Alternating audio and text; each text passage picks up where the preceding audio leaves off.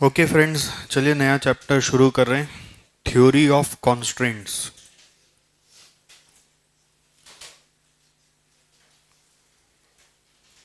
इस चैप्टर को एक और नाम से बुलाया जाता है थ्रूपुट अकाउंटिंग।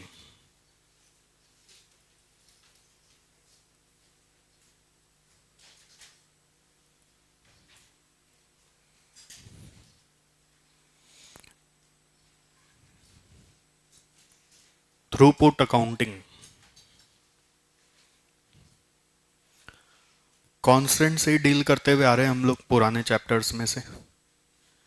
कॉन्स्टेंट को डील करने के लिए सबसे इम्पोर्टेंट चैप्टर बनाया था मैंने, की फैक्टर, जिसमें सारे सिचुएशन आपको सिखाए थे।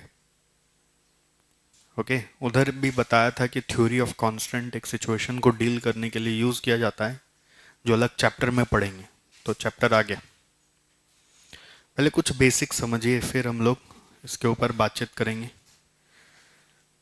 आपके साथ सम्स वम्स करेंगे। पहले बेसिक जानना जरूरी है। कॉन्स्टेंट के बारे में हम सब समझ ही रहे थे कि फिर एक थ्योरी ऑफ कॉन्स्टेंट आया, तो वो हमें क्या सिखाना चाह रहा है, ये हमारा मेन कंसर्न है। जब इतना दिन से कॉन्स्टेंट के बारे में हम सब समझ ही रहे थे, तो थ्योरी ऑफ कॉन्स्टेंट यहाँ आकर हमें क्या अलग सिखाना चाह रहा है। ओके,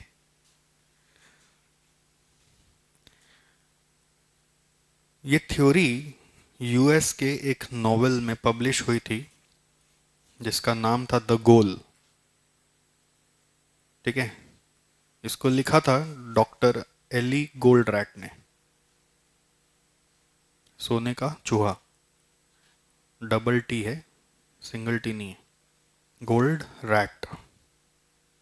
ओके, इन्होंने अपनी किताब में दुनिया वालों को एक कॉन्सेप्ट समझाया in the name of theory of constraint, जिसको बाद में थोड़ा सा मॉडिफाई किया गया दूसरे कंट्रीज में, तो उसका नाम पड़ा थ्रूपुट अकाउंटिंग।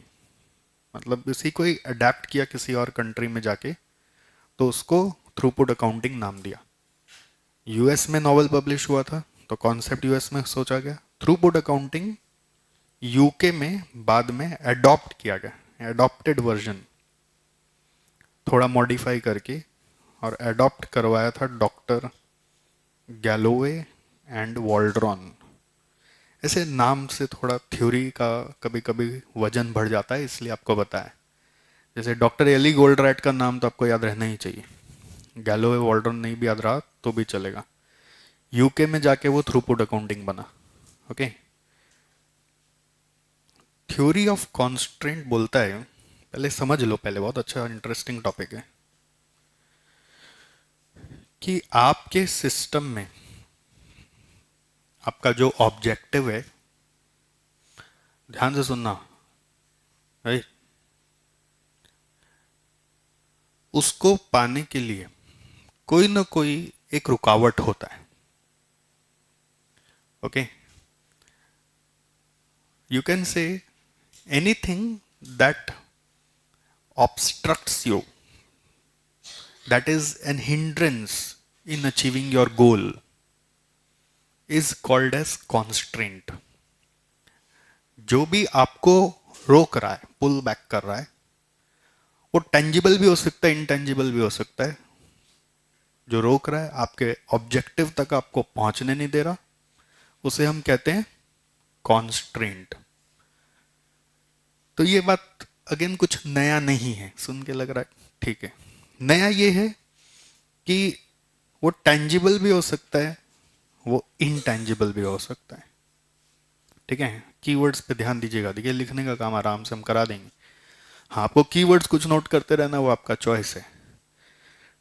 टेंजिबल भी हो सकता है, इनटेंजिबल भी हो सकता है, और वो एक ही होता है, it is a single unique constant. अपने कई बार सोचते हैं कि मेरा जो ऑब्जेक्टिव है उसको पाने के लिए चारों तरफ से कॉन्स्टेंट आ रहा है, बहुत सारा कॉन्स्टेंट आ रहा है, इसलिए मैं नहीं कर पा रहा हूं। ऐसा नहीं होता। आप अगर अपना ऑब्जेक्टिव अचीव नहीं कर पा रहे, तो उसका कारण एक सिंगल कॉन्स्टेंट होता है।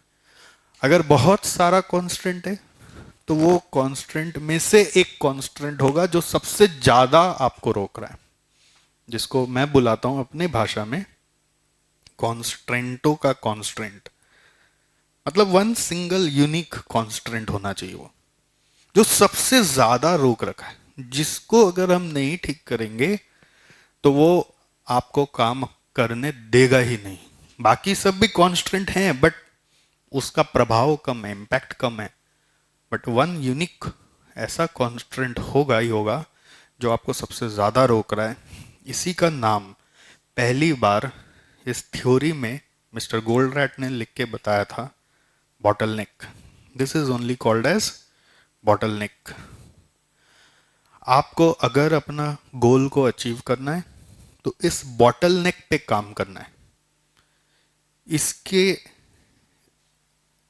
कैपेसिटी के हिसाब से अब आपको अपना सारा का सारा कैपेसिटी को सिंक्रोनाइज करना है।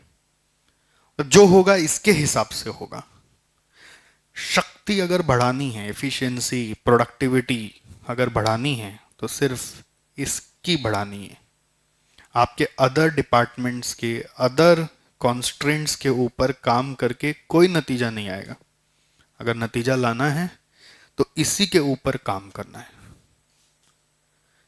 तो इसके पहले लोग कॉन्स्ट्रेंट के बारे में सोचते थे बट इतना स्पेसिफिकली नहीं सोचते थे। वो सोचते थे इतना सारा कॉन्स्टेंट है, सब में जो बेस्ट हो, मतलब जो ऐसा कोई सोल्यूशन आ जाए जो सबका काम ध्यान रख ले, ऐसे अपने सोचते थे, सबका ध्यान रख ले। मतलब हमेशा सबको लेके हम लोग का चलने का आदत था, ये भी हो जाए, ये भी हो जाए, ये भी हो जाए, ये भी हो जाए। बट टीओसी बोलता है सबका नहीं ध्यान देना है, किसी एक को पकड़ो, उसकी प्रोडक्टिविटी बढ़ाओ, उसकी कैपेसिटी बढ़ाओ, उसके हिसाब से बाकी को स्ट्रीमलाइन करो। आप देखना रिजल्ट अच्छा आना शुरू हो जाएगा। बस इतना सही है थ्योरी ऑफ कांस्टेंट। इसी को अब हम लोग ऑर्गेनाइज कर करके कितना और इससे नोट्स निकाल लेंगे वो अलग बात है, बट थीम इसका यही है ना। जैसे आप कभी सोचिए, आपको अपने से सोचो खाली, हाँ, आपको अपने करियर में कुछ बनना है, ठीक है, ऐसे जनरल आइडिया के लिए आपने सोच रखा है कि मेरा एक गोल है। तो ये गोल इतना आसान तो नहीं है, करेक्ट? इतना आसान होता तो सभी कोई पा लिए होते, ठीक है। आपके लिए सबसे बड़ा कॉन्स्ट्रेंट क्या है? ऐसे इतना जल्दी नहीं आंसर आएगा शायद, बहुत सारा कॉन्स्टेंट दिमाग में आएगा। और जरूरी नहीं है जो मेरा कॉन्स्टेंट होगा वो आपका कॉन्स्टेंट होगा। मेरा और आपका कॉन्स्टेंट अलग हो सकता है। जैसे किसी के लिए फाइनेंस बहुत बड़ा कॉन्स्टेंट होता है, तो किसी के लिए फाइनेंस कॉन्स्टेंट नहीं है। समझ गए क्या? अलग अलग सिनेरियो में अलग अलग है। और आज की चीज का कॉन्स्टेंट महसूस हो रहा है तो कल किसी और चीज का महसूस होगा। ये कंसिस्टेंट भी नहीं है, करेक्ट? कोई ना कोई ऐसा बाधा होता ही है जो हमें अपने गोल तक पहुंचने से रोक देता है। आइडिया ये है कि उस बाधा को पहचानना है, उसी पे काम करना है, उसके हिसाब से बाकी को स्ट्रीमलाइन करना है, उसकी कैपेसिटी भी बढ़ानी, जिससे कि ये कॉन्स्ट्रेंट ना रहे।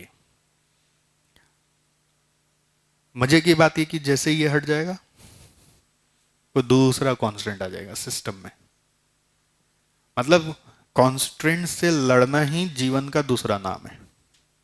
मैं ऐसे समझता हूं, कॉन्स्ट्रेंट की कड़ी ऐसे चलती है, ऐसे, समझ गए? ये रिजॉल्व होने ही वाला था यहां तक कि जैसे यहां तक आए देखे कि हम ऑलरेडी एक कॉन्स्टेंट में फंसे हुए हैं, तो दूसरा कॉन्स्टेंट आ गया। जैसे कभी यहां पे मान लीजिए कंप्यूटर में सर्वर में इशू आ जाएगा, उसको सॉल्व किया ही, कि कभी मैन पावर शॉर्टेज हो जाएगा, ठीक है। अब मैन पावर शॉर्टेज रिजॉल्व किया ही कि फाइनेंस का शॉर्टेज हो गया, फाइनेंस का शॉर्टेज रिजॉल्व किया ही कि सेल्स का शॉर्टेज हो गया, एडमिशन का शॉर्टेज हो गया। कोई ना कोई कॉन्स्ट्रेंट हमेशा चलते ही रहता है। जिस पे आप काम करते हो वो सॉल्व हो जाता है, उसके कारण कोई दूसरा कॉन्स्टेंट तैयार हो जाता है।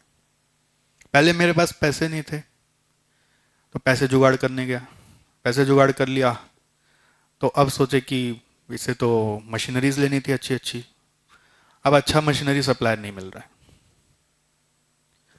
मशीनरी सप्लायर खोज के ले आया तो लगा पैसे भी आ गए, मशीनरीज भी आ गए, उसके ऊपर काम किया, सब चीज़ उस पर फोकस करके उसको एलिवेट किया, तो पता चला अब आदमी नहीं मिल रहा जो मशीन चलाएगा।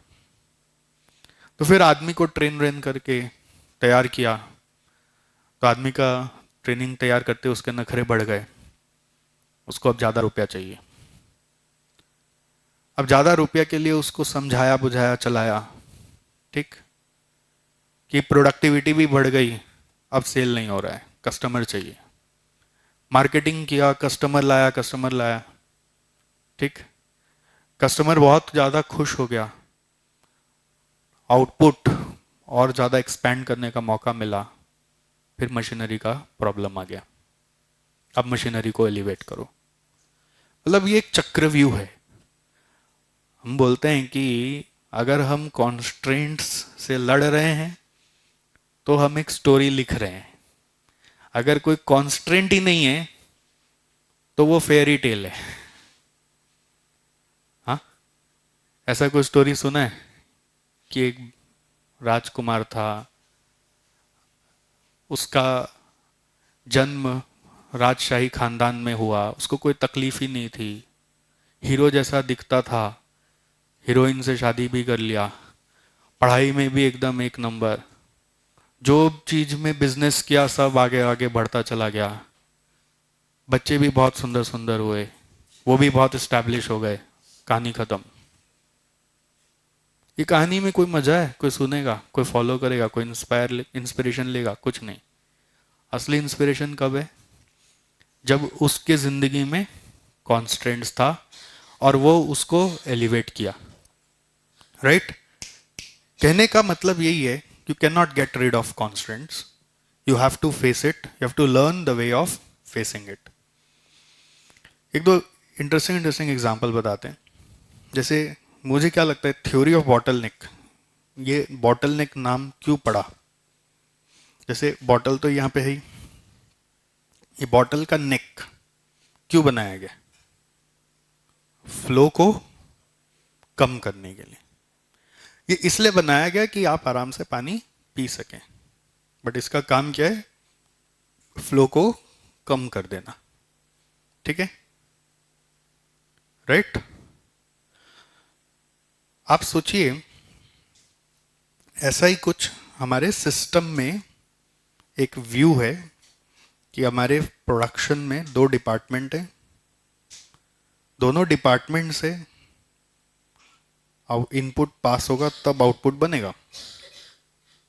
ये डिपार्टमेंट ए है, ये डिपार्टमेंट बी है, बी का कैपेसिटी कम है, तो जितना आप ए में इनपुट डालते हो 1000 यूनिट, बी से उतना आउटपुट आ नहीं सकता, उसका कैपेसिटी कम है। बी का आउटपुट आ सकता है मैक्सिमम 100 यूनिट। तो बी क्या कर रहा है? फ्लो को क्या कर रहा है? वो कम कर रहा है, ठीक है। तो जो आपका फ्लो को कम कर रहा है उसी को हम बोलते हैं बॉटलनेक, ओके। इससे सिस्टम से आउटपुट कितना आ सकता है? 100 आ सकता है, ठीक है। तो अप्रोच क्या हो सकता है?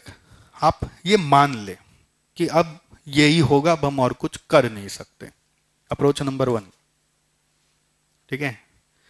मेरा ये इधर इनपुट जा रहा है, आउटपुट 100 ही आएगा, तो बस सब 100 ही आएगा, हम क्या करें? Let us settle down ourselves with 100 units. इतना बड़ा फैक्ट्री बना लिया, 100 ही आएगा, अब क्या करें? सर ने पढ़ा है बॉटलनेक से जितना आ सकता है वो सिस्टम आउटपुट है, मान लो इसको। जैसे एक सिनेरियो सोचिए, कभी ट्रेन में ट्रैवल किया हो, बचपन में याद आता हो ऐसा सीन। अब थोड़ा सा हम लोग लग्जरी करते हैं, बट फिर भी अगर बचपन याद आता हो कि अपने ट्रेन में जब जाते थे तो 2-2 लीटर वाला बॉटल लेके, थम्स अप का, ध्यान आता है कभी? थम्स अप का बड़ा वाला बॉटल, प्लास्टिक वाला 2 लीटर का, जिसका बॉडी बड़ा होता है, गर्दन छोटा सा होता है, नेक एकदम छोटा सा होता है, बॉडी बहुत बड़ा। एक इमेजिन करो एक सीन कि ये बॉटल का पानी यहाँ तक आ गया, हम सब का, वो 2 लीटर का।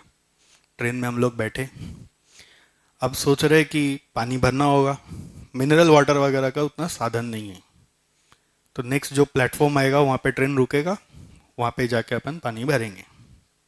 ठीक है, तो यहाँ तक जो पानी भरा हुआ था पहले से गिराया नहीं, क्योंकि क्या पता प्लेटफॉर्म पे पानी नहीं हो, तो रिस्क नहीं लेना था, तो बस पकड़ के बंद करके खड़े हो गए और ट्रेन के रुकने का इंतज़ार कर रहे हैं।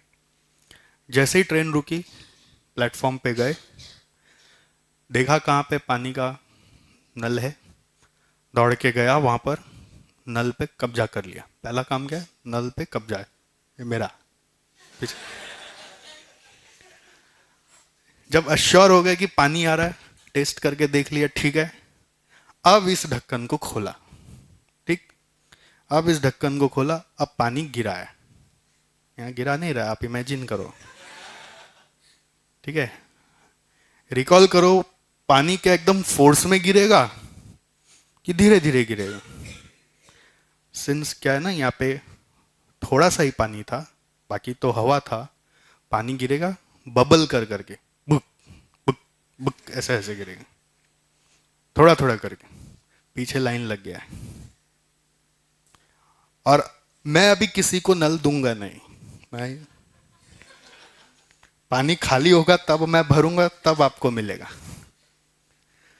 अब पीछे आदमी लोग को बेरोक्ति लग रहा है, उफ, ट्रेन ছেড়ে যাবে ভাই, কি করছো? अरे কি করছো কি, যখন খালি হবে তখনই তো যাবো। हम क्या करेगा, बॉटल नेक है भाई, हम बॉटल का नेक काट दे क्या? जितना नेक से आ सकता है उसी में सेटल होना पड़ता है, कॉन्सेप्ट नहीं मालूम है क्या? 1000 डाला, वहां से 100 आ सकता है, तो 100 ही आएगा ना, 100 में चुपचाप बैठे रहो। हम कुछ नहीं कर सकता, हम नेक नहीं काट सकता, मेरा काम कैसे होगा? ये पानी पूरा खाली होगा, ट्रेन छूट जाए, हम भी भाग जाएगा, आपको भी भागना होगा, पानी नहीं मिलेगा। मतलब मैं क्या समझाना चाह रहा हूँ? Option number 1, just accept what my bottleneck can do. So I cannot do anything. What to do? I have to settle with this. You also settle with this. Or there is an approach too. Don't remove the neck. Still, there is a possibility to get more output with the same neck. There is a possibility to increase the productivity of the neck. How can it be done? अरे भाई, bottle को तुम ऐसे पकड़ रखा है, थोड़ा सा उसको शेक कर, ऐसे ऐसे ऐसे ऐसे, फटाफट पानी गिरेगा। पहले जितना देर में गिरता था उससे ज्यादा जल्दी गिर जाएगा। With the same neck you can get more output. थोड़ा सा इंटेलिजेंस लगाओ। क्या होगा ना, जैसे अगर आप शेक जब कर रहे हो तो थोड़ा सा काम बॉटल नेक का एरिया के पीछे वाला एरिया को बोल रहे हैं नॉन बॉटल नेक। तो नॉन बॉटल नेक वाला एरिया का कैपेसिटी को थोड़ा यूज करके बॉटल नेक को अगर आप ऐसे हिला के करते हो ना, तो वो पूरा कंटिन्यूअस यहाँ पे नेक का एरिया को फ्लो मिलता है, सप्लाई मिलता है, तो फटाफट पानी गिराता है। अभी क्या हो रहा है, जब हम ऐसे पकड़ के रखें तो हवा और पानी में कंपटीशन चल रहा है कि पहले हवा निकलेगा कि पहले पानी निकलेगा, तो बबल्स आ रहा है। जब हम ऐसे शेक कर रहे हैं तो हवा पीछे चला जा रहा है, पानी आगे आ जा रहा है, हवा पानी को धक्का दे रहा है। काम होता है, फिजिक्स है, सिंपल फिजिक्स। और एक तरीका हो सकता है कि आप ऐसे ढक्कन खोल के इसको हिलाइए, यहां पे एक फोर्स बनेगा, सेंट्रीफ्यूगल फोर्स बोलते हैं उसको, वो हिलाने से जमा होता है और फिर इसको छोड़ दीजिए, स्वर्ल करके पानी फटाफट गिर जाएगा। मतलब कॉन्सेप्ट क्या बोल रहा है, फिर से समझो कि बॉटल नेक में सेटल नहीं होना है, जो है उसका भी प्रोडक्टिविटी बढ़ाकर फायदा निकाला जा सकता है। समय कम किया जा सकता है, आउटपुट बढ़ाया जा सकता है। ये सोच थ्योरी ऑफ कॉन्स्टेंट यूनिक दुनिया वालों को समझाया। इसके पहले लोग ऐसे नहीं सोचते थे। करेक्ट। ऐसे एक और केस सुनाते हैं, बड़ा इंटरेस्टिंग है। जैसे ये रियल वर्ल्ड का स्टोरी है, मिस्टर गोल्डरैट ने अपने नॉवल में लिखा था, नॉवल सब खरीद के पढ़ा हूं मैं।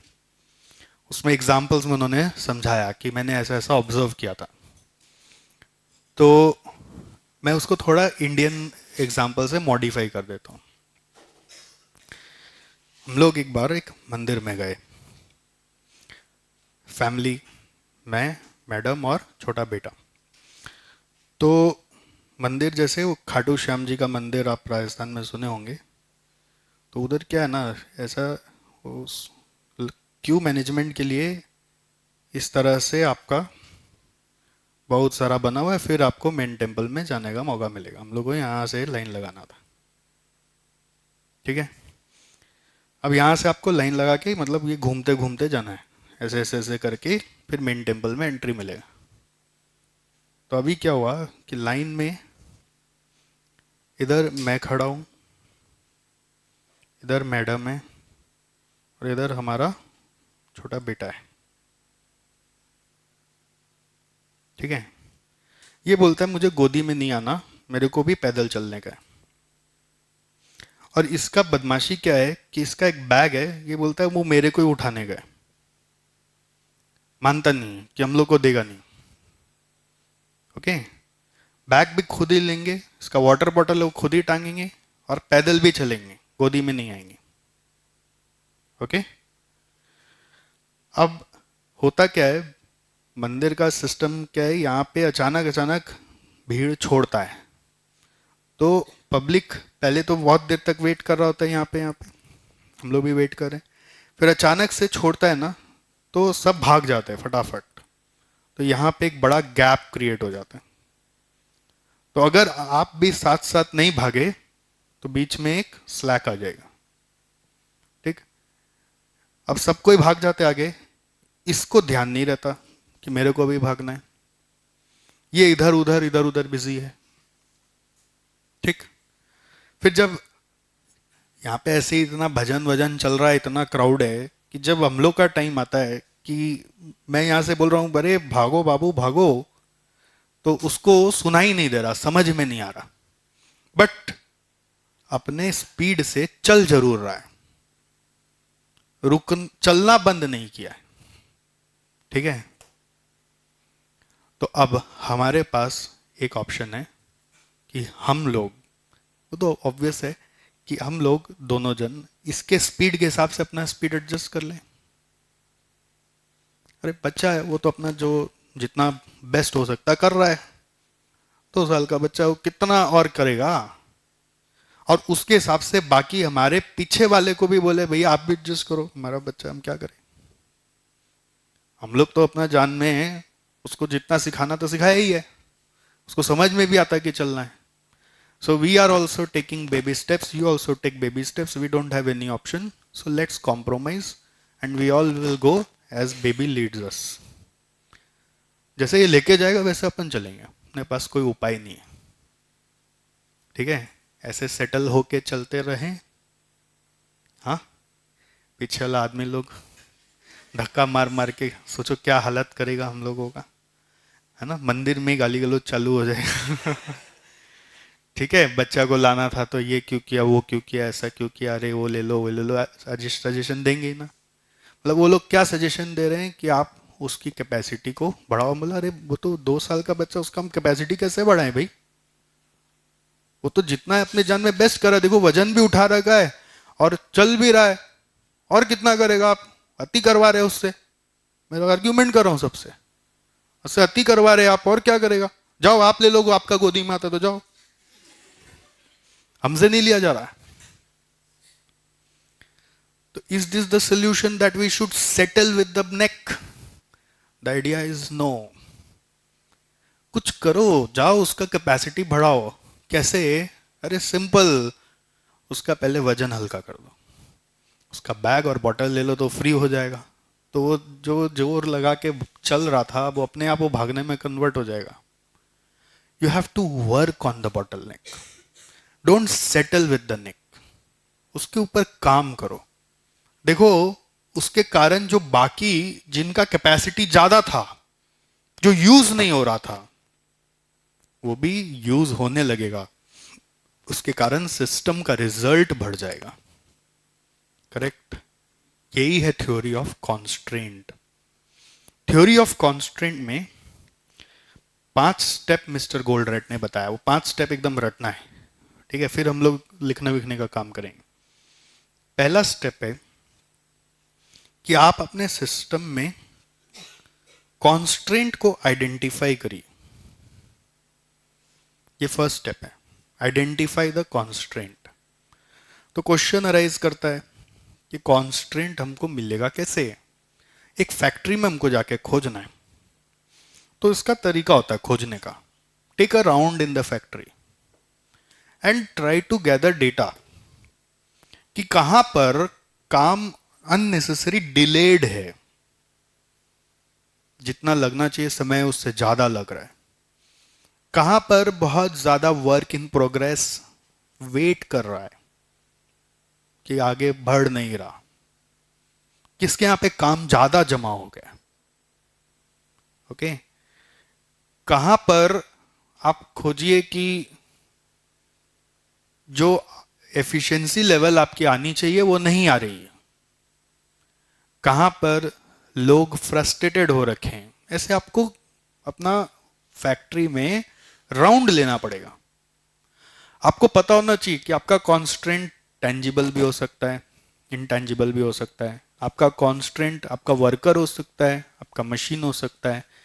कई बार रूल्स नहीं है काम करने के, पॉलिसीज नहीं डिफाइन किए हुए कैसे काम करना है. ठीक है, मान लो वर्कर लोग का आने जाने का टाइमिंग फिक्स नहीं है, प्रोसेस डिफाइन नहीं है कि पहले क्या करना है बाद में क्या करना है, प्रायोरिटीज पता नहीं है, पॉलिसीज ठीक से नहीं लिखा हुआ है ना, इसलिए वो हर समय पजल अप हो जाते हैं. कोई सा काम को पहले उठा लेते हैं और मेन काम को वर्क इन प्रोग्रेस में डाल देते हैं कि हो रहा है. पेंडिंग लॉट्स जहां जमा हो रहा है वो आपका कॉन्स्ट्रेंट है. आपको कॉन्स्ट्रेंट आइडेंटिफाई करना ज्यादा जरूरी है. फिर उस कॉन्स्ट्रेंट का पूरा शक्ति को पहचानिए. इसको हम बोलते हैं एक्सप्लॉइट द कॉन्स्ट्रेंट. एक्सप्लॉइट माने वो कॉन्स्ट्रेंट का कैपेसिटी क्या है, प्रोडक्टिविटी करंट में क्या है, क्या वो कर सकता है और क्यों नहीं कर पा रहा है. उसका सारा R&D करिए. कहां पे कुछ एक्स्ट्रा करना पड़ेगा तो वो बढ़ सकता है, मतलब उसका स्कोप आइडेंटिफाई करिए. थर्ड नंबर, सबसे पहले सिस्टम में फ्लो को स्ट्रीमलाइन करिए. मतलब तुरंत इसकी शक्ति को बढ़ाने पे मत जाइए, फ्लो को स्ट्रीमलाइन करिए. यानी कि इन जनरल क्या होता है, जैसे सोचो ये प्रोसेस बी है जो थोड़ा स्लो है, प्रोसेस ए है जो नॉन बॉटलनेक है और फास्ट है. प्रोसेस ए क्या करता है, अपना इनपुट लेता है और अपना जो इंटरमीडिएट आउटपुट है वो यहां बना बना के जमा करते जाता है. ठीक. और प्रोसेस बी थोड़ा स्लो प्रोसेस है, तो ये धीरे धीरे इसको आउटपुट में कन्वर्ट कर रहा है. अब अगर ए और बी आपस में कोऑर्डिनेट नहीं करेंगे ना, तो ए क्या होगा, अपने शक्ति के हिसाब से ये इंटरमीडिएट प्रोडक्ट बनाता चला जाएगा. होगा क्या, WIP एक्यूमुलेट हो जाएगा. एक्सेसिव WIP एक्यूमुलेट होने से वर्किंग कैपिटल ब्लॉक हो जाएगा, रखने का शॉर्टेज हो जाएगा. ठीक. यहाँ के वर्कर्स प्रेशर में आ जाएंगे, शायद ये काम ही छोड़ दें, या फिर ये शायद खराब होने लग जाए, कुछ भी हो सकता है. सो सबसे पहला काम है कि ए को ये समझाया जाए कि आप अपना पूरा कैपेसिटी को यूज मत करो. आप अपना उतना ही कैपेसिटी यूज करो जितना बी प्रोसेस कर सकता है. आप अपना मन से इनपुट ले लेकर आउटपुट मत बनाओ. आप बी से पूछ लो कि और बनाओ, बी से पूछो और बनाओ, तब आप बनाओ. समझ गए क्या. ये डाउनस्ट्रीम डिपार्टमेंट बुलाया जाता है, इसको अपस्ट्रीम डिपार्टमेंट बुलाते हैं। तो डाउनस्ट्रीम से इंस्ट्रक्शन लेकर अपस्ट्रीम वाला अपना आउटपुट को बनाए, उतना ही बनाए जिससे कि यहाँ पे मिनिमम एक्सेस स्टॉक रहे। इस एक्सेस को हम लोग बोलते हैं बफर, मिनिमम बफर रहे। बफर माने एक्सेस स्टॉक कितना रहना चाहिए, मिनिमम रहना चाहिए। ओके, एक एग्जांपल है इस पे बहुत सुंदर। सोचो ये अपने लोग हैं, घर में खाना खा रहे हैं, गर्मा गर्म रोटी और सब्जी, ठीक। ये मम्मी है, खाना बना रही है, ठीक है। जो बच्चे बाहर से आके पढ़े वो इमोशनल हो जाते हैं सुन के, अरे यार माँ का याद दिला दिए। ऐसे थोड़ा डीप में मत जाइए, आप ऊपर से समझिए, ठीक है। आप खा रहे हैं और ये बना रहे हैं। बनाने वाले की शक्ति खाने वाले से ऑब्वियसली ज़्यादा है, उनका स्पीड और हम लोगों का खाने का शक्ति, मान लीजिए कि हमारा खाने का शक्ति कम है, हाँ एक्सेप्शंस ओवररूल्ड, और उनका बनाने का शक्ति बहुत बहुत ज़्यादा है, ठीक है। मतलब जब घर में ऐसा सिस्टम है ना कि ठंडा रोटी बना के स्टोर नहीं करते हैं, कोई घर में ऐसा होता है, बस आएंगे गर्मा गर्म बनाएंगे और खिलाएंगे। ओके, तो आप देखिएगा मतलब यहाँ पे रोटी सेकने का सिस्टम क्या होता है। जब आपका थाली में रोटी खत्म होने वाला होगा ना, खत्म होने के बाद नहीं, होने वाला होगा उसके पहले से वो बनाना चालू करेंगे।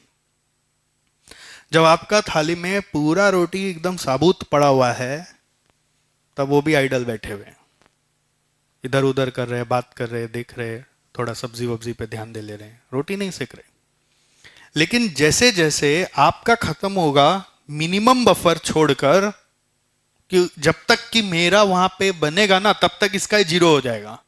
वो कोऑर्डिनेशन है, वो टाइमिंग है। इसका खत्म हो जाएगा तब तक मेरा यहां बन जाएगा, तब बनाना शुरू करते हैं। और बना के जैसे ही आपका खत्म होने लगेगा उसके समय ही वो रेडी है। समझ गए क्या? ये हुआ streamlining non bottleneck with bottleneck, कि नॉन बॉटलनेक उतना ही काम करे जितना कि बॉटलनेक ले सकता है, उसकी कैपेसिटी जितनी है। इससे क्या होता है, सिस्टम में अननेसेसरी वर्किंग कैपिटल ब्लॉक नहीं होता। ये जो बीच के आउटपुट हैं या बीच में जो अभी तक आउटपुट में कन्वर्ट नहीं हुए, ओके, इसको हम लोग बुलाते हैं थ्रूपुट। इनपुट तो मालूम ही है, आउटपुट जो बाहर आएगा वो मालूम ही है, तो बीच में जो चल रहा है वो क्या है, थ्रूपुट है। इनपुट अंदर जा रहा है, आउटपुट बाहर आ रहा है, जो बीच में घूम रहा है वो थ्रूपुट है। तो we want our throughput should be minimum, so that we are able to do our business in minimum investment. Okay, तो ये स्ट्रीमलाइन करना जरूरी है। पहले इसमें एक ऑब्जेक्शन आएगा फैक्ट्री के एंगल से, यहां का वर्कर बोलेगा हम उसके लिए क्यों रुके, मेरा तो वेजेस कम हो जाएगा, मुझे तो आप वेजेस पर यूनिट पे देते हो, मेरा यूनिट कम करोगे तो फिर मेरा वेजेस कम हो जाएगा, तो मैं नहीं रुकूंगा। तो इसको समझाने के लिए हम लोगों को एक रूल बनाना पड़ता है कि हमारे यहां पे वेजेस कॉस्ट, या फिर आप समझ लो और कोई भी cost except material, except material और कोई भी कॉस्ट हमेशा फिक्स कॉस्ट होगा। फिक्स कॉस्ट रखने से क्या होता है कि अगर मुझे कम भी बनाना है तो उसका एक फिक्स कॉस्ट उठाना है, करेक्ट। हमारे वर्कर हमें प्रेशर नहीं देंगे कि हम ज्यादा बनाना चाहता है क्योंकि मेरा कैपेसिटी, उनका अगर रेम्युनरेशन फिक्स कर दिया जाए तो दे विल सेटल डाउन कि ठीक है आप जितना बोलो फिक्स है तो मेरे को क्या है। यहाँ पे रूल क्या है, सिर्फ मटेरियल ही वेरिएबल कॉस्ट है और बाकी सब हम लोगों ने फिक्स कॉस्ट में चेंज कर दिया। ओके, एज अ कॉन्सिक्वेंस हम इसको स्ट्रीमलाइन कर पाते हैं। तो मेरा ये थर्ड स्टेप आता है जिसमें हम कॉन्स्ट्रेंट के साथ बाकी सबको सबऑर्डिनेट करते हैं, subordinate others to the constraint. Constraint के हिसाब से सबको बोलते हैं कि आप भी अपना कैपेसिटी वगैरह प्लान करो। इसके बाद हम कभी नहीं चाहेंगे कि हम जो मेरा प्रोसेस बी कर सकता है हम उसी में सेटल हो जाए। हम पहले स्ट्रीमलाइन करेंगे, फिर हम प्रोसेस बी पे वापस आएंगे और देखेंगे कि प्रोसेस बी में कैसे और ज्यादा आउटपुट निकाला जा सकता है। करेक्ट। इसका मेथड ऑफ वर्किंग देखेंगे, इसका वे ऑफ वर्किंग के साथ इसके एफिशिएंसी पे काम करेंगे, मान लीजिए, और जितना एनालिसिस हो सकता है जिससे कि इसका कैपेसिटी बढ़े। अगर इसको कोई नया इक्विपमेंट ला के देना है तो वो ला के देंगे, नया आदमी रखना है तो वो रखेंगे, जिससे कि इसकी कैपेसिटी बढ़े। इसका कैपेसिटी बढ़ेगा तो हमारा सिस्टम का आउटपुट बढ़ जाएगा। तो लास्ट आ रहा है elevate the constraint. Elevate the constraint, elevate माने उसका शक्ति बढ़ाओ, जो है उसमें सेटल मत हो। और जैसे ये हो जाएगा फिर आपका प्रोसेस में एक वर्ड आ रहा है रिपीट। रिपीट तब तक जब तक डिजायर्ड एलिवेशन नहीं हुआ। रिपीट मतलब बोलना चाहते हैं क्या तो आप अपना जो कांस्टेंट आइडेंटिफाई किए हो उसका डिजायर्ड लेवल ऑफ परफॉर्मेंस नहीं आया है, नहीं आया है तो फिर एलिवेट करते चलो, और आ गया है तो वापस से नया कांस्टेंट कुछ ना कुछ आ गया होगा सिस्टम में, उसको आइडेंटिफाई करते चलो। सिस्टम में काम कांस्टेंट खोजने का खत्म नहीं होता। कभी आपको कोई डिपार्टमेंट का कैपेसिटी में मिलेगा, तो कभी आपको फाइनेंस में मिलेगा, कभी आपको इंफ्रास्ट्रक्चर में कांस्टेंट मिलेगा। मतलब बड़ी बड़ी कंपनियां क्या कर रही है मालूम, कांस्टेंट को डील करने के लिए एक अलग टीम बनाती है कि आप खाली देखिए पूरा ऑर्गेनाइजेशन में कहाँ कहाँ कांस्टेंट्स आ रहा है और उसको डील करने का रास्ता निकालिए। ठीक है। अगर फाइनेंस लिमिटेड है तो फाइनेंस के हिसाब से बाकी सबको स्ट्रीमलाइन करिए, कितना ही फाइनेंस में सब चलेगा। फिर फाइनेंस पे आके काम करिए कि फाइनेंस एलिवेट कैसे हो। इस तरह का सिस्टम में जब हम काम करते रहेंगे हमारा ऑर्गेनाइजेशन ग्रो करेगा ही करेगा। ठीक है। तो अब इतने डिस्कशन से आपको कुछ क्लिक किया?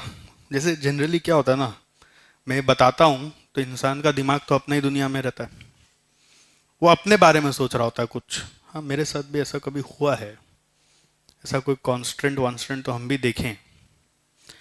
तो कई बार होते हैं स्टूडेंट्स ये सब कॉन्सेप्ट सुन के अलग से मिलने आते हैं कि सर आपने जो बताया मेरे साथ भी ऐसा हुआ। कोई पूछने आता है मैं डील नहीं कर पा रहा हूँ तो कैसे डील करूँ। कोई बताते है कि सर मैं डील कर लिया था, वैसे मैं शेयर करने आ रहा हूँ। ठीक है।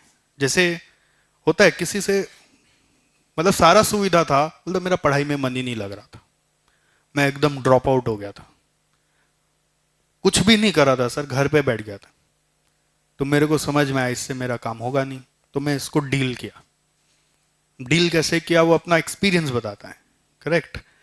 तो ऐसे जब इंसान की जिंदगी में ये सब हो सकता है तो कंपनी में भी होगा, और आपको एक एक करके उसको डील करना पड़ेगा। ओके। हमारा अप्रोच जनरली क्या होता है, कॉन्स्टेंट देखा एंड क्विट मारो। सबसे इजी तरीका है ना, वो 3 इडियट्स का गाना गा दो, give me some sunshine, give me some rain, give me another chance, I want to grow up once again, खत्म। तो सबसे इजी तरीका वो, क्योंकि उसमें मेहनत नहीं करना पड़ता, उसमें वन टाइम एफर्ट है, गेम ओवर। बट मतलब मैं ये नहीं बोल रहा कि अपने जान को फूको। हम बोलते हैं जो करना चाह रहे थे वो सबको बलि चढ़ा देते हैं, अपने गोल्स का फांसी लगा देते हैं।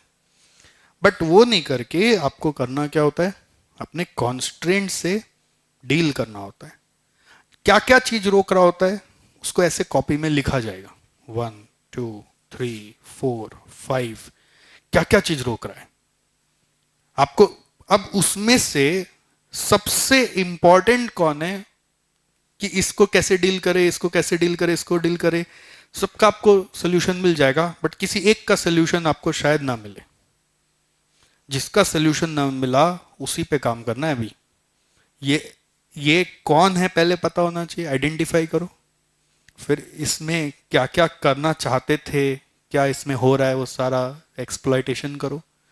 बाकी सबको इसके हिसाब से स्ट्रीमलाइन करो, और फिर इस के ऊपर काम करके इसको एलिवेट करो। एलिवेट करना मतलब ऐसा कुछ करो कि ये आपका कांस्टेंट का लिस्ट में से हट जाए, और ये हो जाए उसके बाद वापस से रिपीट करो। कोई और कांस्टेंट आ ही गया होगा तब तक। कांस्टेंट नहीं आ रहा मतलब आप ग्रो नहीं कर रहे हैं, ऐसा समझ लेना। कांस्टेंट नहीं आ रहा मतलब ग्रोथ स्टॉप हो गया है। ग्रोथ चल रहा है तो कांस्टेंट आएगा ही आएगा। ठीक है, ओके। तो सारा चीज जो मैंने आपको बताया, मोस्ट ऑफ द डिस्कशन आपके मैट में लिखा हुआ है, मैं आपको दिखा देता हूँ। वहीं पे थोड़ा बहुत अभी आप लिख लीजिए, बाकी जो कॉपी में लिखना वो अलग चीज है, वो बाद में बताते हैं। Theory of constraints.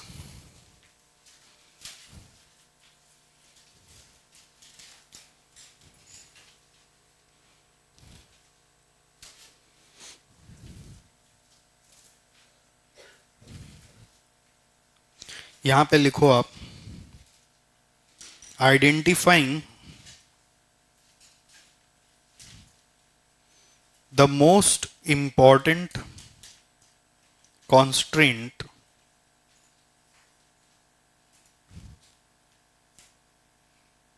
or bottleneck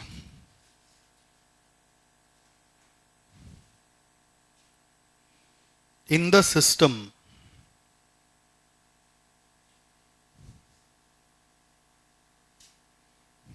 and improving on it until it is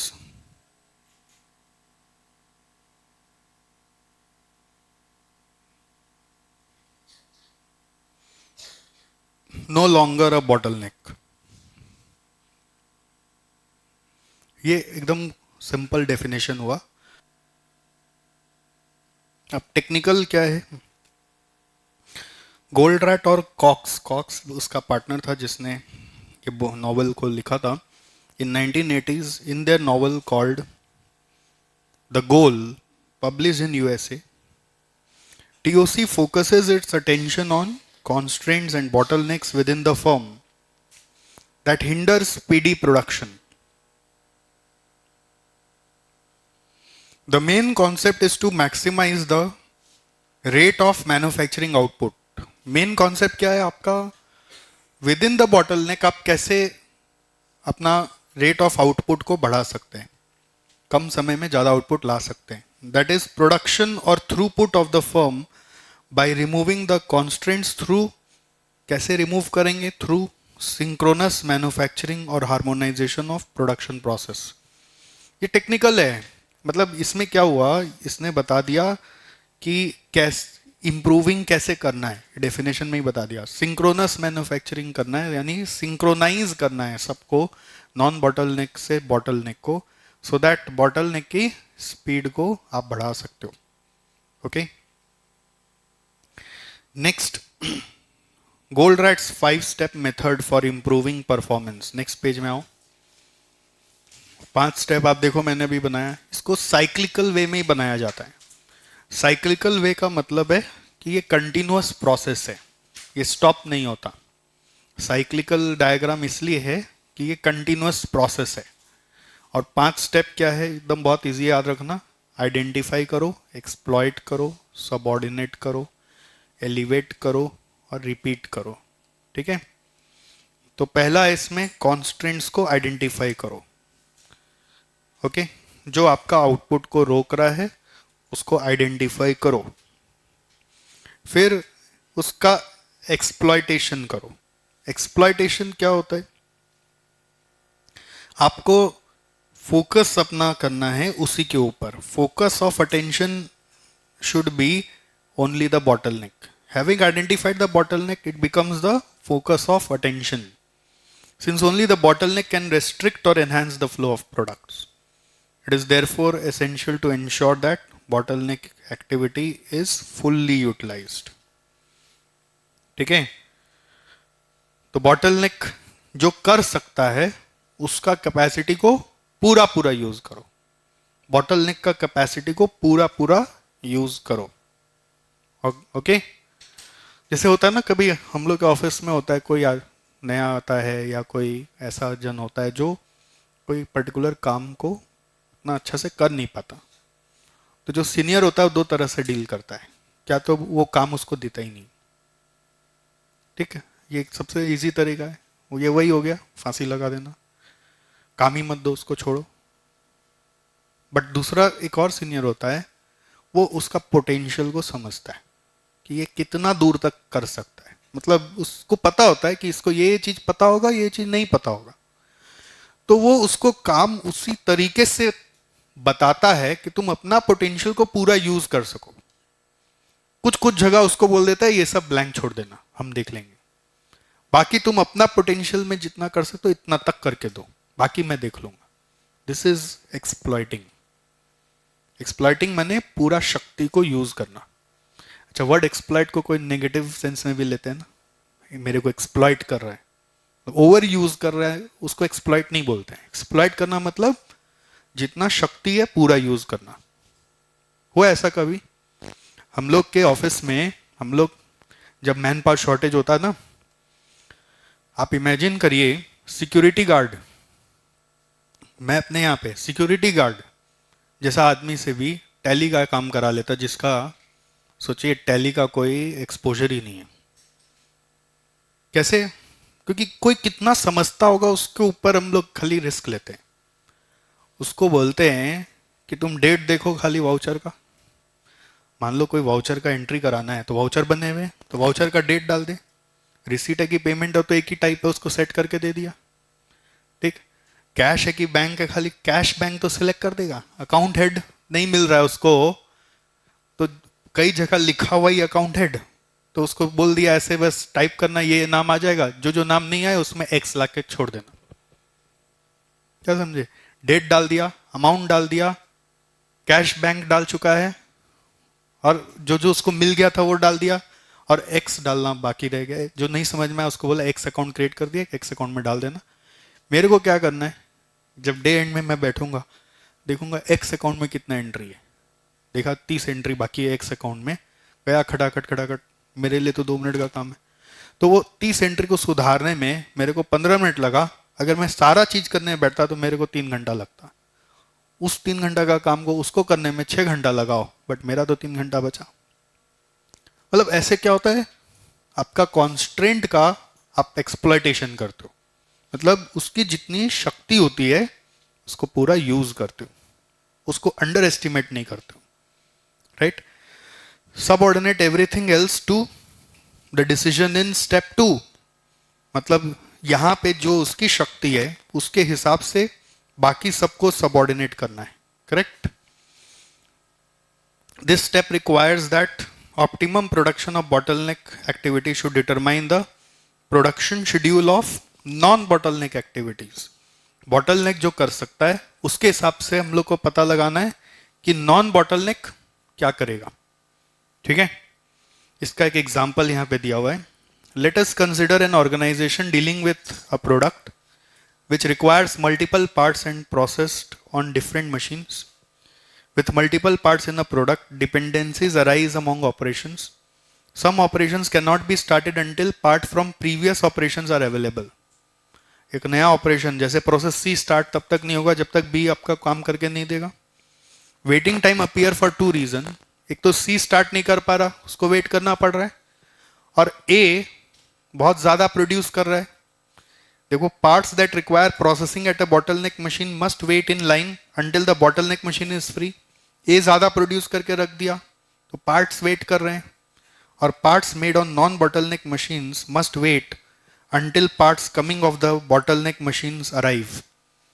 देखो, वेटिंग दो तरह से हो रहा है। एक, मेरे पीछे मैं बॉटलनेक हूँ, प्रोसेस बी सोचो, मेरे पीछे वाला प्रोसेस ने जो बना के दिया वो पार्ट्स वेट कर रहा है क्योंकि बॉटलनेक फ्री नहीं है, और मेरे आगे वाला प्रोसेस जो नॉन बॉटलनेक है उसमें मैंने सिंस अभी तक पार्ट्स भेजा नहीं है तो उसके सारे पार्ट्स वेट कर रहे हैं क्योंकि मेरे से पार्ट्स उसके पास गए नहीं है, तो दो वेटिंग टाइम अराइज कर रहा है। Therefore workers of non bottleneck machine should not be motivated to improve their productivity. उनको नहीं सिखाओ कि आप अपना प्रोडक्टिविटी बढ़ाओ। If the additional output can not be processed by bottleneck machine, if the additional output cannot be processed by bottleneck machine, अगर non bottleneck अपना productivity बढ़ा लिया, ओके, तो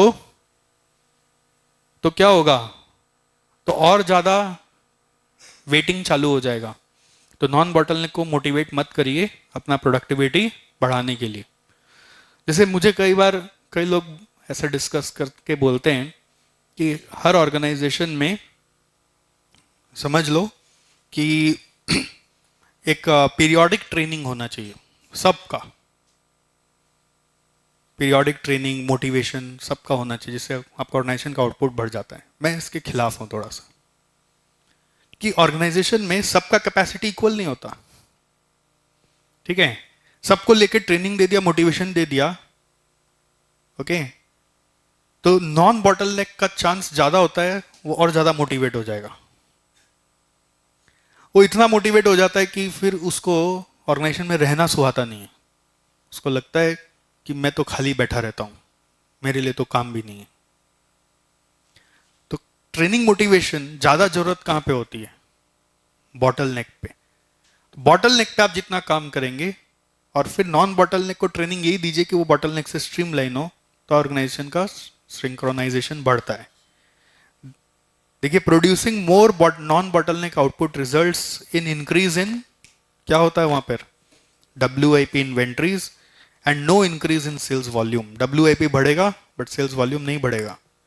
therefore the preferred course of action is that bottleneck machine should set up pace for non bottleneck machine। bottleneck decide करेगा कि non bottleneck का pace क्या होगा, स्पीड क्या होगा। इसी को सिंक्रोनाइजेशन बोलते हैं, सबऑर्डिनेट करना। ओके, इसके बाद क्या करना है, एलिवेट करो। एलिवेट करने के लिए बॉटलनेक में कोई नया मशीन ले आओ, या फिर कोई ट्रेनिंग दो स्लो वर्कर को, या फिर कोई प्रोडक्ट का डिजाइन वगैरह चेंज करो जिससे कि वहां पे टाइम कम लगे। 3 ऑप्शन है, नया मशीन लाओ, ट्रेनिंग दो, डिजाइन विजाइन चेंज करो, ओके, और फिर रिपीट करो प्रोसेस।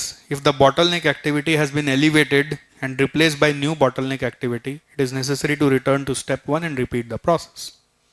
ठीक है, होता क्या है ना, जैसे ये कॉन्सेप्ट आपको पढ़ाया, अभी कुछ दिन पहले ही हमारे क्वालिफाइड स्टूडेंट का फोन आया, she got placed in Nestle. Okay, तो फर्स्ट कॉल क्या था, फॉर कॉल का कन्वर्सेशन यही था कि sir I got placed in Nestle and I am very delighted to share that I am working here in costing department only. And आप जो जो पढ़ा रहे थे वो सब इतना लाइवली है यहाँ पर कि मैं एक्सप्रेस नहीं कर पा रही हूँ। मतलब जैसे कौन सा कॉन्सेप्ट सबसे ज़्यादा आपको यूज़ होता हुआ लगा कि आप आते ही उसको कंटिन्यूअस फेस कर रहे हो। बोले कि हम लोग, आप जो थ्योरी ऑफ बॉटलनेक पढ़ाए थे ना सर, वो सबसे ज़्यादा यहाँ पे ऑब्जर्व करते हैं। बोले क्या, बोले हमारे यहाँ पे नेस्ले का कोई चॉकलेट बनता है, नाम मुझे बताया, मुझे याद नहीं है, तो कोई चॉकलेट बनता है, वो चॉकलेट ओवन में बेक होता है। ओके, तो ओवन का कैपेसिटी का लिमिटेशन है।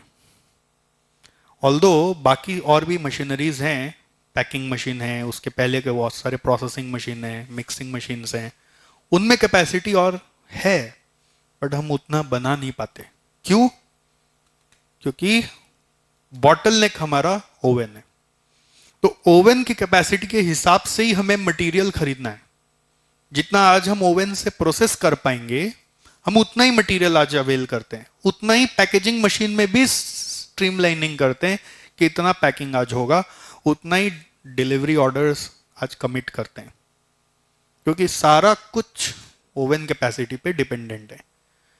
और ओवन हमारा बहुत एक्सपेंसिव है, हम लोग इसकी कैपेसिटी ऐसे अचानक से बढ़ा भी नहीं पाते। तो सारा का सारा प्रोग्रामिंग ओवन के हिसाब से होता है। तो ये बॉटलनेक है, मतलब हम लोग कई बार ये सब टर्म भी यूज करते हैं, बॉटलनेक है, बॉटलनेक है, बॉटलनेक है।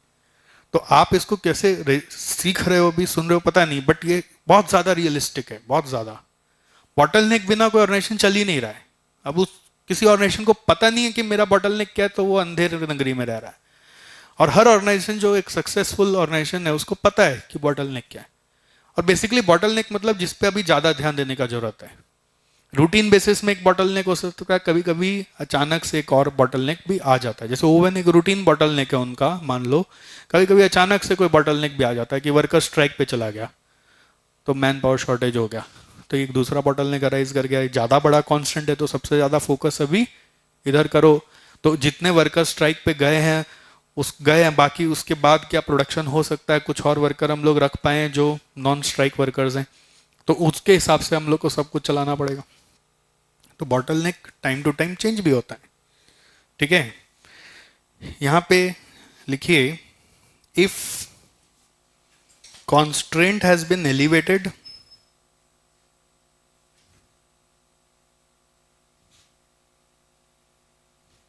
find a new constraint.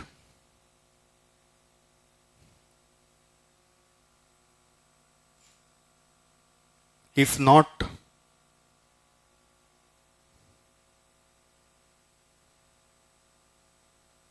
check whether constraint has been correctly identified.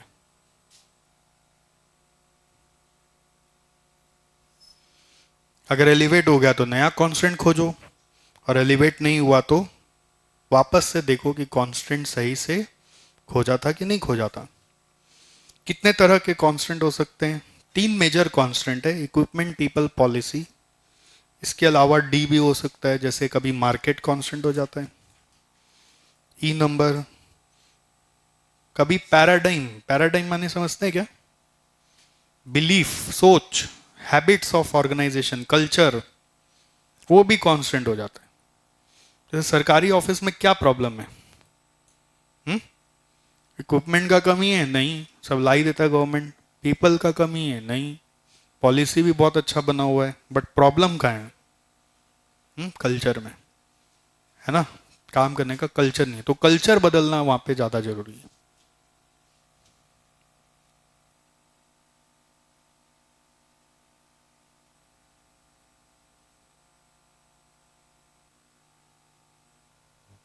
Okay, next आ रहा है, ये कॉन्सेप्ट है जो मिस्टर गोल्डरैट ने सिखाया था, ड्रम बफर रोप का। इसको समझ लो एक बार, फिर इसमें पढ़ेंगे। ड्रम बफर रोप, ड्रम माने हैं constraint. What is drum? Drum constraint के लिए एक वर्ड यूज किया इन्होंने कि सिस्टम में ड्रम माने कॉन्स्ट्रेंट, बॉटलनेक। कहने का मतलब ये कि ड्रम का बीट बजते रहना चाहिए। ड्रम का बीट बंद हो गया मतलब समझ लेना आपका सिस्टम का धड़कन बंद हो गया। ओके, तो drum is constant and it should continuously beat. This is the idea for using the term drum. Buffer माने अभी बताया था, हाँ, minimum WIP waiting before the bottleneck so that bottleneck is never idle. Bottleneck खाली नहीं रहना चाहिए, उसके लिए हमेशा कंटिन्यूअस काम रहना चाहिए। जो आपका स्लो वर्कर है या जहां पे काम बहुत टेक्निकल होता है, क्रिटिकल होता है, तो उस डिपार्टमेंट में काम कभी भी कम नहीं पड़ना चाहिए। उस डिपार्टमेंट की सुविधाओं में कोई प्रॉब्लम नहीं आना चाहिए। बट बफर माने हो रहा है कि उसके पहले हमेशा कुछ मिनिमम स्टॉक रहना चाहिए। और रोप का मतलब है कि पेस को बिल्डअप करने के लिए बॉटल नेक से नॉन बॉटल नेक पे एक रोप बांध दिया गया है। बॉटल नेक से नॉन बॉटल नेक पे एक रोप बांध दिया गया है कि ये जब सिग्नल मारेगा टिंग टिंग, तब नॉन बॉटल नेक बनाना शुरू करेगा। आज का जमाना में सब ऑटोमेट हो चुका है, ओके, बट ऑटोमेशन के पहले क्या था? ऑटोमेशन के पहले क्या था? ये सब मैनुअल था, रोप बांध के ऐसे इन लोग पेस सेट किए थे। तो ड्रम बफर रोप एक कॉन्सेप्ट है जिससे कि आप स्ट्रीमलाइनिंग कर रहे हैं। ओके, तो अब आपको ये पूरा पढ़ना पड़ेगा। कॉन्सेप्ट मैंने समझा दिया है। यहाँ पे छोटा सा वो बना लो, जैसे ये आपका प्रोसेस है,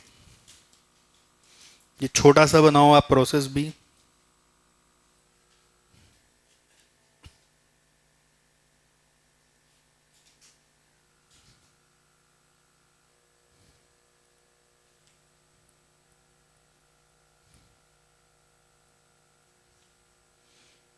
ठीक है, ड्रम इसको बोल दिया, इज इक्वल टू कॉन्स्ट्रेंट, ये हो गया बफर, और रोप यहां से यहां बंधा हुआ है।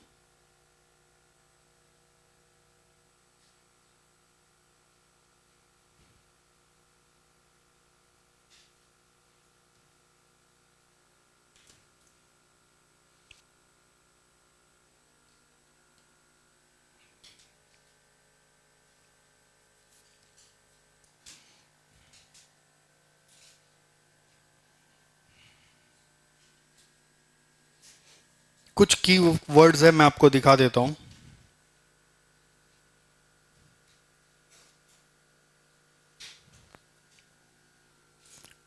The most limiting resource is referred to as drum,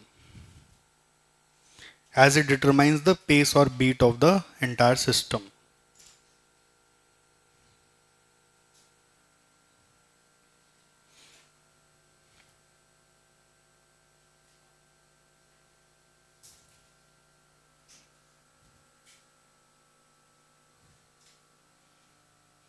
As all other resources have more capacity than the constraint, the effect of introducing parts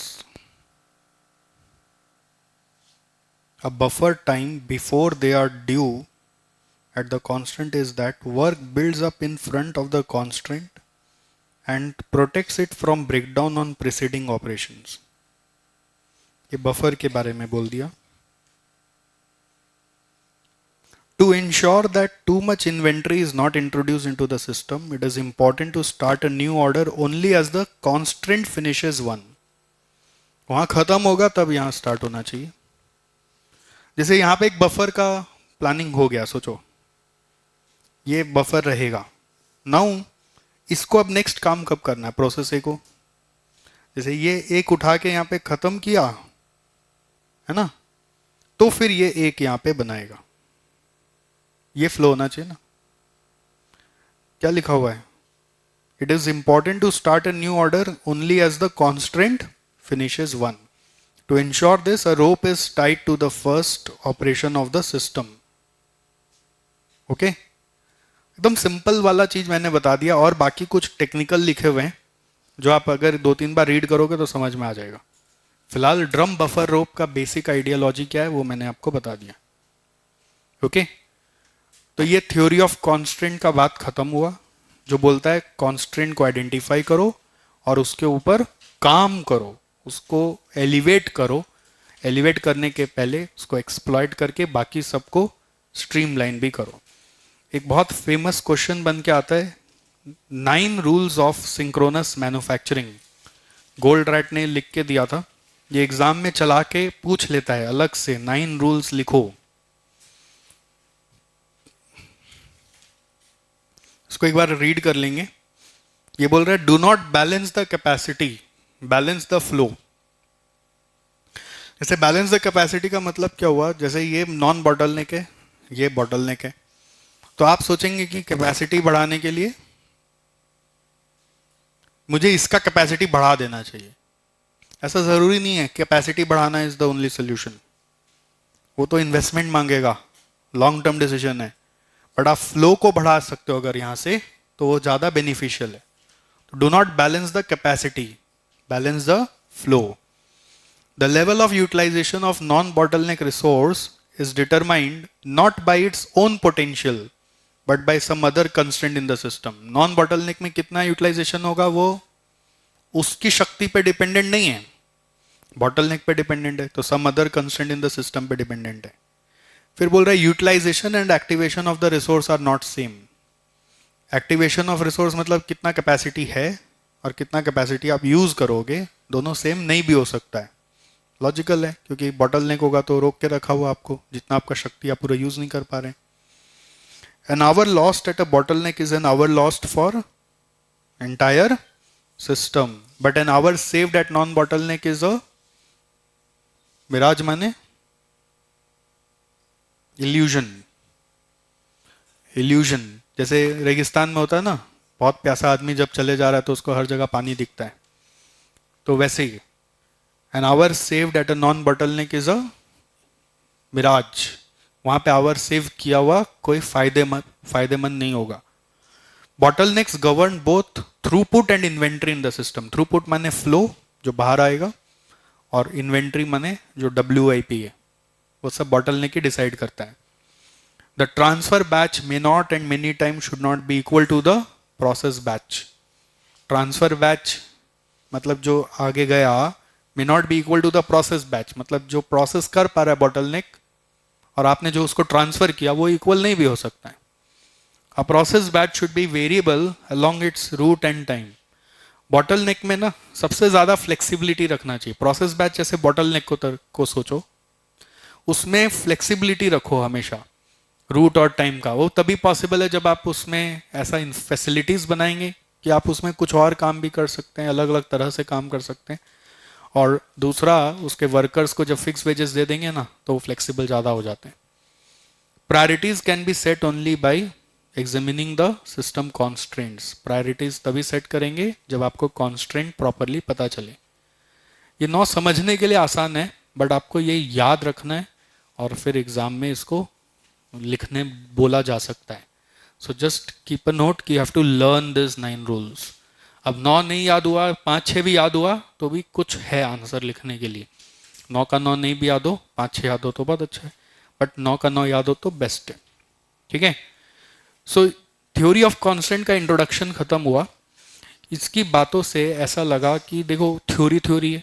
theory माने ऐसा लग रहा है कि ये तो रियल वर्ल्ड में जब हम जाएंगे तभी हम देखेंगे, तभी हम इसके ऊपर काम कर पाएंगे। अभी तो अपने लाइफ में थोड़ा बहुत सोच सकते हैं कि कांस्टेंट क्या है, एलिवेशन करने का एक्चुअल कितना आइडिया लगे, कॉन्क्रीट पता नहीं। इसलिए इस थ्योरी से इंस्पायर होके मिस्टर गैलोवे और वॉल्ड्रॉन ने एक कॉन्सेप्ट बनाया जिसका नाम है थ्रूपुट अकाउंटिंग, जो आपको इसके ऊपर कैलकुलेशंस देगा। और इसी से डिराइव कर करके उन्होंने कुछ इसी कॉन्सेप्ट से कैलकुलेशन बनाए, जिससे आप पता लगा सकते हो कि आपका ऑर्गेनाइजेशन का परफॉर्मेंस कैसा हो रहा है। प्रॉफिट निकालो, फिर की फैक्टर से डील करो। ओके, अलग अलग परफॉर्मेंस मेजरमेंट आप कर सकते हो कि आप इंप्रूव हो रहे हो कि नहीं हो रहे हो। Because without numbers we are not able to understand whether we are actually able to apply the theory or not. So throughput accounting is practical aspect of theory of constraint, जो हम लोग ब्रेक के बाद करते हैं।